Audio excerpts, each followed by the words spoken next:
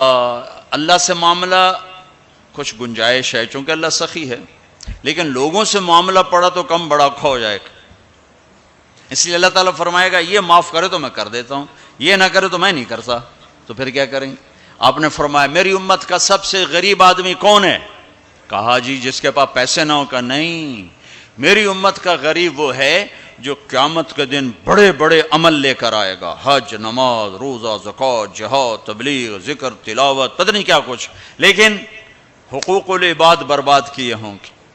کسی کو گالی دی، کسی کو تھپڑ مارا، کسی کی زمین دبائی، کسی کا گھر دبایا، کسی کے خلاف جھوٹا کیس کیا، جھوٹی گواہی دی، نوکر کو مارا، نوکرانی کو مارا، وہ سارے آ جائیں گے، یا اللہ ہمارا حق، کہہ کہ اتنی نمازیں دے دو، اتنے روزے دے دو، اتنے عمرے دے دو، اتنے حج دے دو، اتنا ذکر دے دو، اتنی تلاوت دے دو،